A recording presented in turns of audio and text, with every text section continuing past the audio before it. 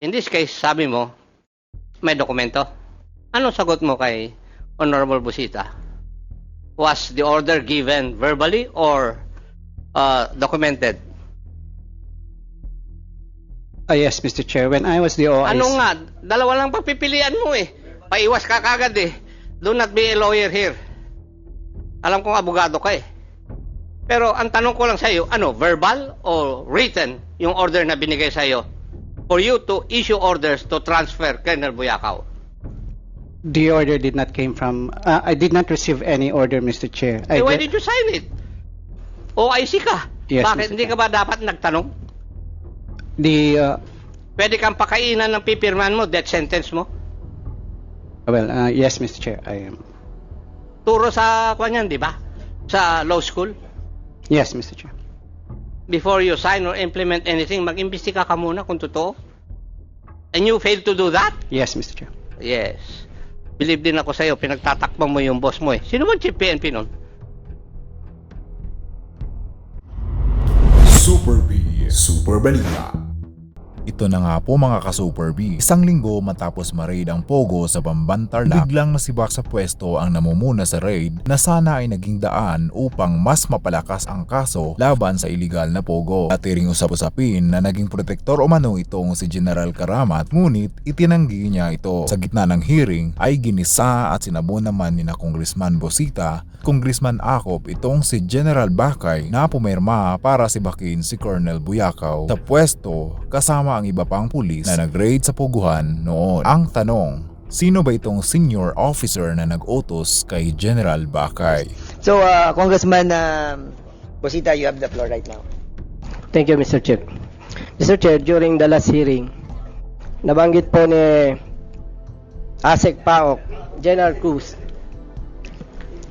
na sa likod po ng illegal pogos, merong kidnappings, killings, torture, prostitutions, love scam, and etc.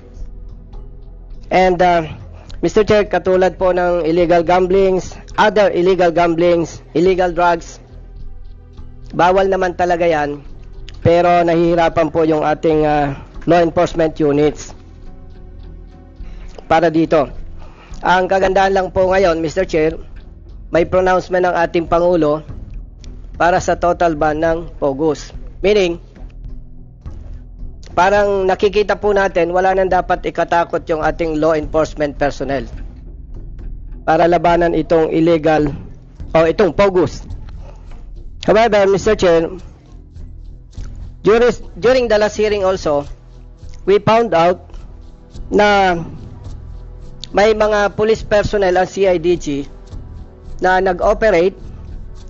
Positive ang resulta, nagsampa sila ng kaso. So mahina na ang kaso ngayon dahil pinagsisibak, pinagtatapon yung mga operatiba kung saan-saang lugar, kung saan-saang reassignment. And Mr. Chair, kung hindi natin ito bibigyan ng special attention, though may pronouncement ang ating Pangulo, itong banning ng Pogos, parang mapapahalintulad ito sa mga illegal drugs and other illegal gamblings. Parang yung mga tinatawag na guerrilla operations, andyan pa rin.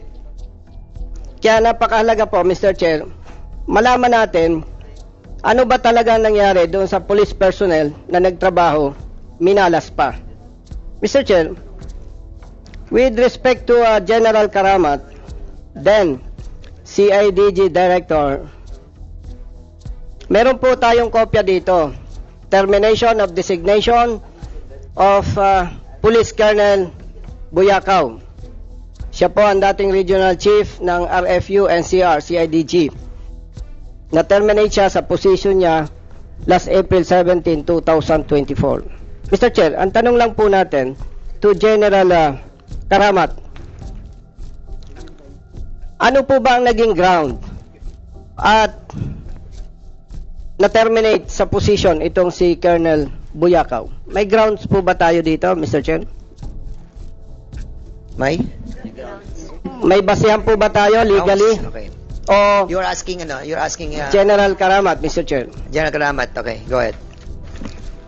Good afternoon, Mr. Chairman, and to all the honorable members of this committee. Muli, fellow workers in the government, isang magandang hapon sa ating lahat.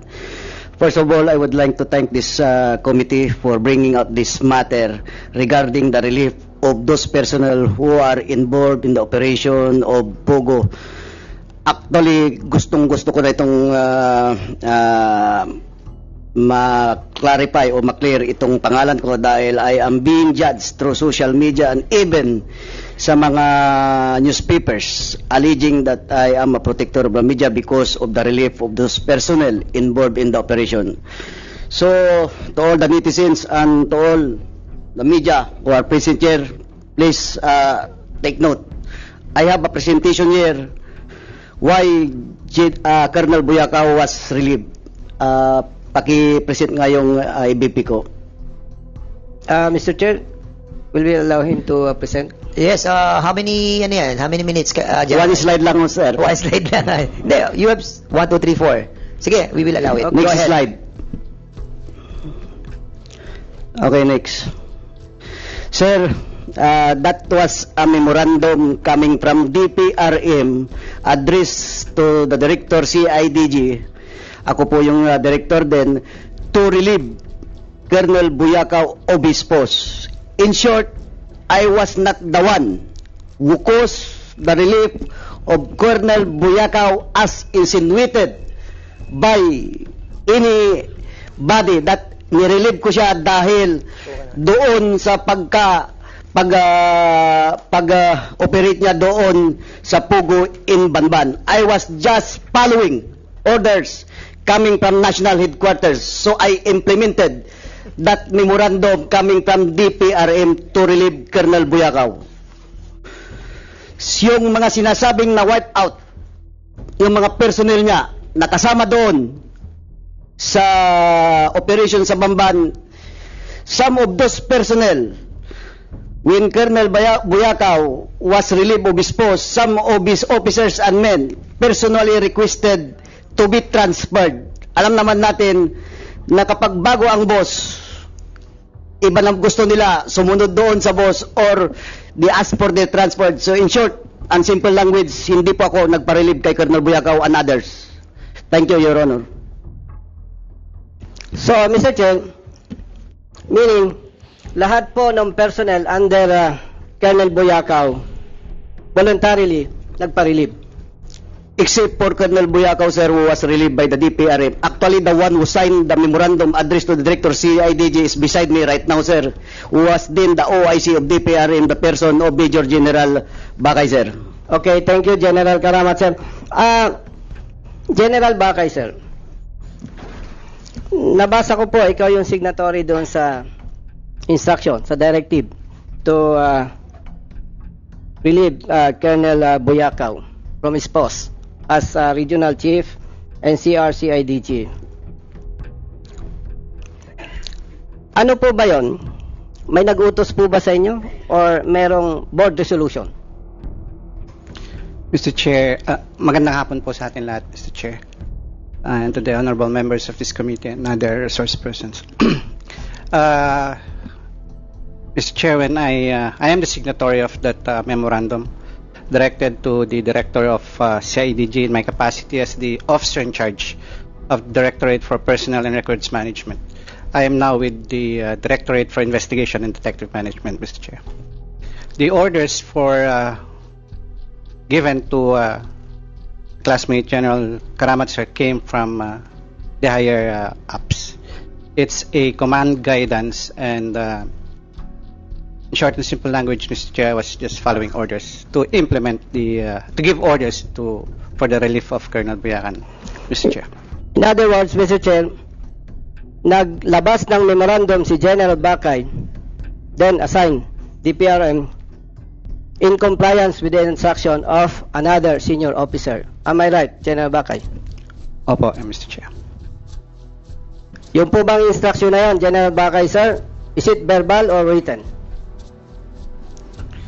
The preparation of the memorandum, Mr. Chair, is coming from our publication, which is just a section of the PRM, and I'm not at liberty or free to determine and say kung paano po binigay yung orders, Mr. Chair. But regardless, pag dumating po sa DPRM, it's coming from the higher ups, Mr. Chair, from the command. Clarify ko lang, Mr. Chair, doon sa section or division under DPRM, hindi po yan ang issue.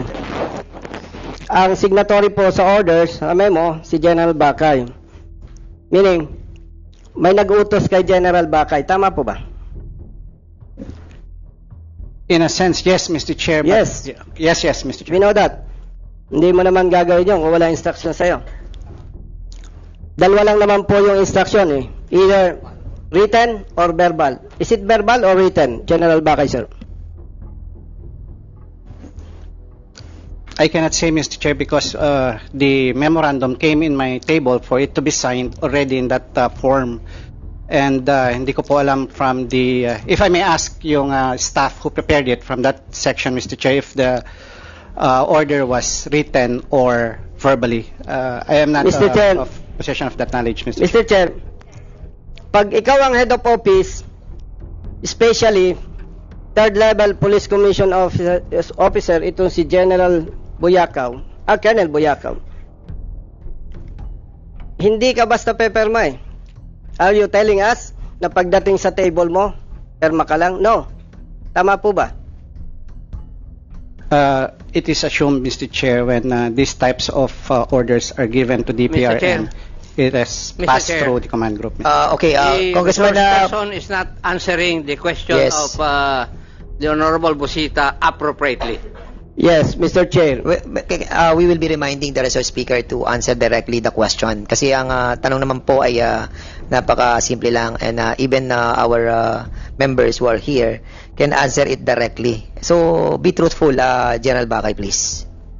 Please reply to the query of Congressman Busita. Ano po ba yung instruction? Direct sa'yo or dumaan sa staff po ninyo? Dumaan po si staff namin, Okay, Mr. Chair. Mr. Chair, nandyan po ba yung concerned staff? Not present, Mr. Chair.